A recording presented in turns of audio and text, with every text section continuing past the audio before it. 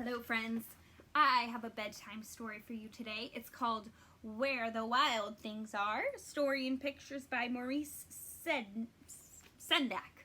And I chose this book because in this story there's a little boy who he is stuck at home, kind of like you might be, and he uses his imagination to change his home into an adventure.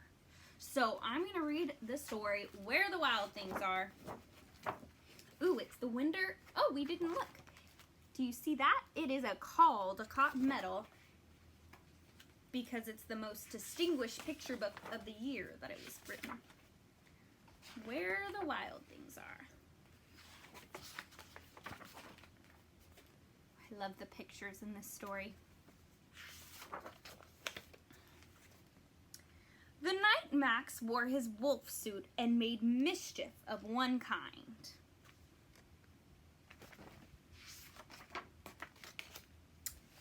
And another. His mother called him Wild Thing, and Max said, "I'll eat you up!" And so he was sent to bed without anything to eat.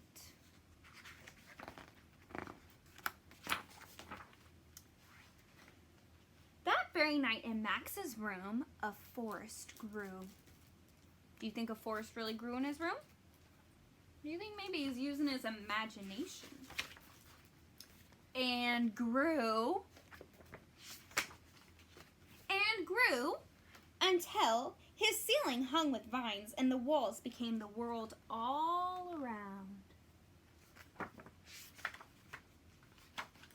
And an ocean tumbled by with a private boat for Max, and he sailed off through the night and day. It even says his name on it. And in and out of weeks, and almost over a year, to where the wild things are.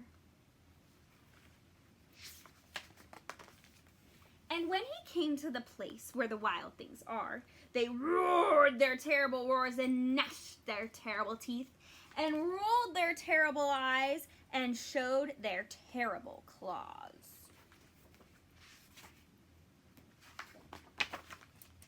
Till Max said, "Be still," and tamed them with the magic trick of staring into all their yellow eyes without blinking once.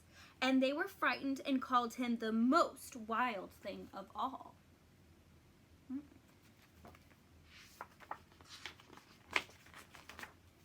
And made him king of all the wild things.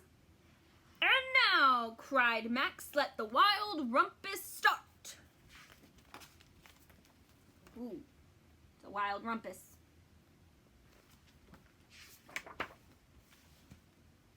More wild rumpusing.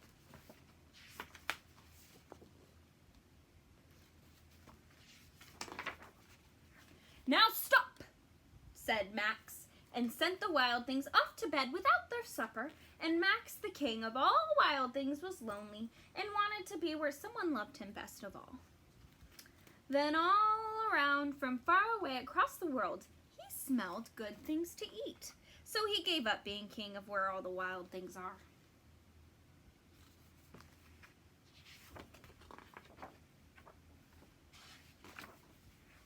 But the wild things cried, "Oh, please don't go. We'll eat you up, we love you so." And Max said, "Nope." The wild things roared their terrible roars and gnashed their terrible teeth and rolled their terrible eyes and showed their terrible claws. But Max started into his private boat and waved goodbye.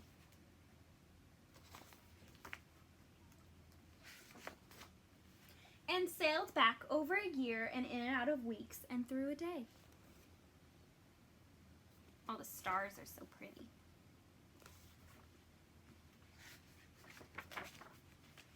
And into the night of his very own room where he found his supper waiting for him.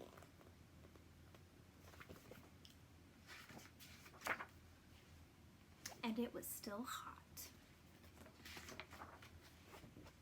The end. So, do you think you could go on an adventure in your room or in your living room?